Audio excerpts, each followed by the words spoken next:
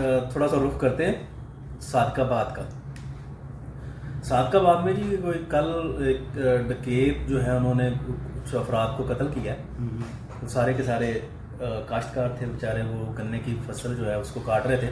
उन्होंने हमला करके 5 लोगों को मार दिया जब तक पुलिस पहुंची। फिर पुलिस मुकाबला, और ये पुलिस मुकाबला जो है ये तकरीबन मेरा ख्याल है कि ये दूसरे दिन में दाखिल हो गया।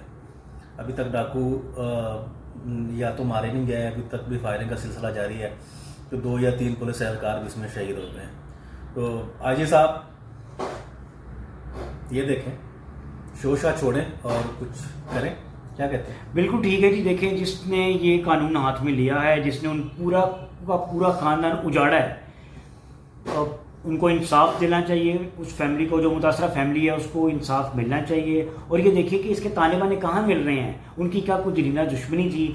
जो भी इस केस में इन्वॉल्व है उसको फौरी तौर पे एक्शन लिया। सारे कच्चे के इलाके के हैं डाकू, 2 मेरा ख्याल मारे गए हैं डाकू शर बरादरी के हैं। ये शर बरादरी सारी बैठी हुई उधर, ये जो पट्टी है सादकाबाद से और आगे सिंध के जो इब्तदाई इलाके में शर बरादरी बैठी हुई है।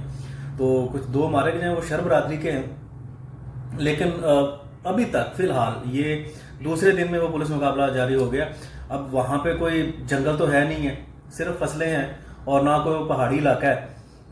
तो हमारे जो आईजी साहब हैं, पुलिस चीफ हैं, वो माशाल्लाह बड़े एक्टिव हैं। थानों का वो दौरा, तूफानी दौरे और ये और वो, और जनाब वो उन्होंने अपने मदासराई में एक बच्चों से वो नज़म ही पढ़वा दी कि गल्ला ने साढ़े आईजी साहब दियाँ, नई रीसा साढ़े आईजी साहब दियाँ हैं। वो आपने मेरा सुनाई थी मुझे? नहीं, मैंने अच्छा सुनाई। हाँ, नई रीसा साढ़े आईजी साहब दियाँ।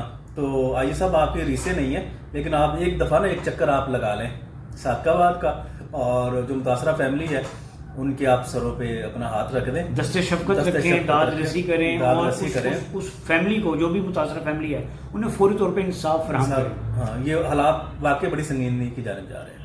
इंशाल्लाह आपसे दोबारा मुलाकात होगी। अपना ख्याल रखिएगा। अल्लाह हाफिज़।